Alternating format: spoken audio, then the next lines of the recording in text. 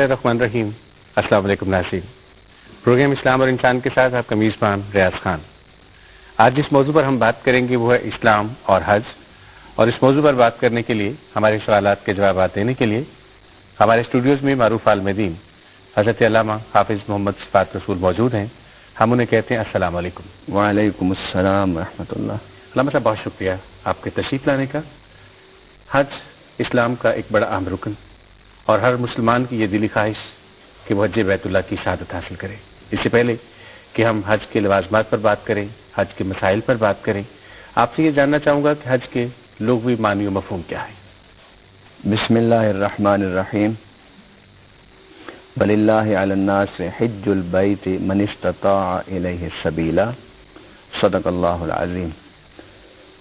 हज का लुग़वी माना कसद और इरादा है कि इंसान किसी काम के करने का इरादा करे, किसी सफ़र का इरादा करे और किसी अहम उलुल अज़म फजीलत शान कदर वाले काम का इरादा करे कि मैं इसे करूं। इसको लुग़त अरब में हज कहते हैं। यानी बुनियादी माना हज का इरादा, और फिर सिर्फ इरादा ही नहीं, इरादा भी किसी ऐसे काम का जो साहिब फजीलत हो, साहिब फजीलत, साहिब अज़मत और साहिब कदर काम हो, कि जिसको करने से इंसान जो काम कर रहा है उसे इज्जत, शर्फ, बुजुर्गी, कुर्ब अल्लाह का नसीब हो। ऐसे काम को करने का इरादा लुग़वी तौर पर हज कहलाता है।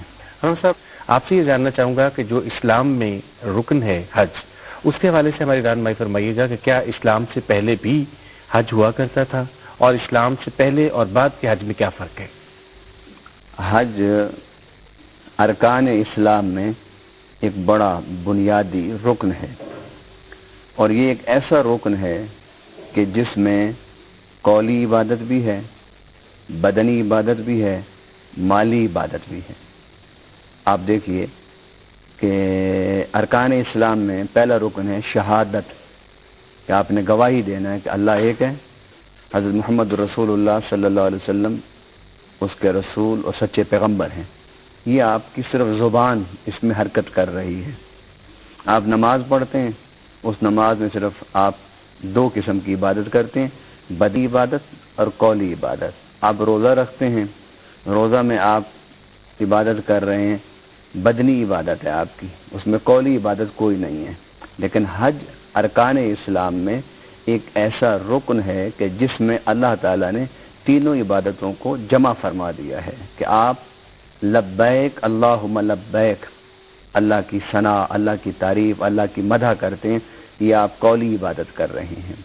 उसमें बदनी इबादत है कि आप सफ़र करते हैं, सफ़र करके जाते हैं, ट्रैवलिंग करते हैं, बैतुल्लाह की तरफ पहुँचते हैं, फिर वहाँ जाकर फिर आप सही कर रहे हैं, आप तवाफ़ कर रहे हैं, आप वकूफ़ अरफा कर रहे हैं, मिना में जा रहे हैं, रमी जिमार, शैतान को कंकरियाँ मार रहे हैं। ये सारे जो अरकान, ये अफ़ाल हैं, ये सारे के सारे बदनी इबादत हैं। और ज़कात पर ख़र्चा भी होता है, आपने ज़ाद राह इख्तियार करना है, पीछे बच्चों को देना है।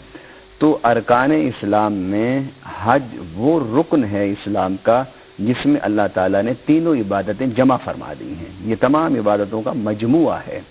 इसके बाद जो आपने दूसरा पहलू है आपके सवाल का कि क्या इस्लाम से पहले भी हज था, और यकीनन इस्लाम से पहले हज था। कुरान पाक में अल्लाह ताला ने फरमाया कि हज़रत इब्राहीम अलैहिस्सलाम की यादगार है बैतुल्लाह शरीफ। कुरान पाक में यरफ़उ इब्राहीमुल क़वाइद मिनल बैत व इस्माईल, कि हज़रत इब्राहीम, हज़रत इस्माईल अलैहिस्सलाम दोनों ने मिलकर काबे की इमारत को उसकी बुनियादों से फिर दोबारा खड़ा किया।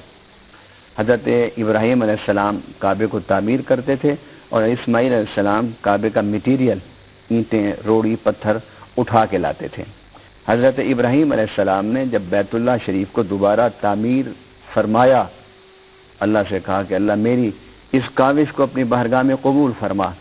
तो उसके बाद कुरान पाक में है, अल्लाह ने फरमाया वअज़्ज़िन फ़िन्नासि बिल हज, ए इब्राहीम अब लोगों को حج کی طرف آواز دو۔ تو حضرت ابراہیم علیہ السلام نے لوگوں کو حج کی طرف آواز دی۔ نبی پاک صلی اللہ علیہ وسلم کا ارشاد گرامی ہے کہ جس نے حضرت ابراہیم علیہ السلام کی پکار پر، کہ جو انہوں نے کہا لوگوں کے آؤ لوگوں اللہ کے گھر کی طرف حج کے لیے آؤ، اس پکار پر عالم ارواح میں جس نے لبیک کہا ہوگا وہ ضرور بیت اللہ کا حج کرے گا۔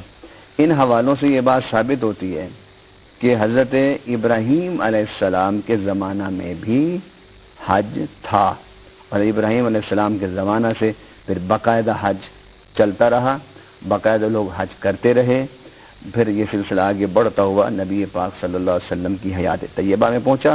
پھر حضور صلی اللہ علیہ وسلم نے حج کے طریقہ کار کو نہ صرف سکھایا بلکہ صحابہ کرام کو خود حج کر کے دکھایا۔ مولانا صاحب، آپ نے فرمایا کہ حضرت ابراہیم علیہ السلام نے کعبہ کی بنیادوں کو وہیں سے پھر اٹھایا جہاں پر وہ پہلے تھیں۔ ایک تو آپ سے یہ جاننا چاہوں گا کہ اس کا مطلب ہے کہ اس سے پہلے کعبہ تعمیر ہو چکا تھا، وہ تعمیر پہلی جو تھی وہ کس نے کی تھی؟ اور اس کے ساتھ یہ فرمائیے گا کہ آپ صلی اللہ علیہ وسلم نے صحابہ کرام کو طریقہ کار بتایا حج کرنے کا، یہ وہ طریقہ کار ہے جو اسلام کے بعد کا طریقہ کار ہے۔ اسلام سے جو پہلے طریقہ کار تھا اس میں کیا کیا ایسی رسوم تھی، کیا کیا ایسی باتیں تھیں جو اسلام نے آ کر ان کو مسترد کر دیا؟ بیت اللہ شریف کے حوالے سے جو تاریخ ہمیں ملتی ہے اس میں یہ ہے کہ جب حضرت نوح علیہ السلام کا طوفان آیا تھا اس میں بیت اللہ شریف کی عمارت گر گئی تھی، اور طوفان نوح کے بعد اس کی اصل بنیادیں باقی رہ گئیں۔ پھر اس اصل بنیادوں پر حضرت ابراہیم، حضرت اسماعیل علیہ السلام نے دوبارہ کعبے کو تعمیر فرمایا۔ یہ اشارہ ہے اس حقیقت کی طرف کہ بیت اللہ شریف حضرت نوح علیہ السلام کے زمانے میں موجود تھا، اور بیت اللہ شریف کو بنانے میں جو مورخین کی رائے ہے، محدثین کی، وہ یہ ہے کہ حضرت آدم علیہ السلام نے ہی بیت اللہ کو بنایا تھا۔ گویا بیت اللہ کی تاریخ زمین پر اتنی ہی پرانی ہے جتنی تاریخ انسانیت ہے۔ ٹھیک ہے۔ اس کے بعد دوسرا پہلو آپ کے سوال کا، حضور صلی اللہ علیہ وسلم نے حج میں صرف ان چیزوں کو ختم فرمایا کہ جو شرک تھی اور جو بدعت تھی۔ حج میں ایک ان کا رسم تھا، ایک طریقہ کار تھا کہ وہ حج کے دنوں میں جب اپنے گھروں میں جاتے تھے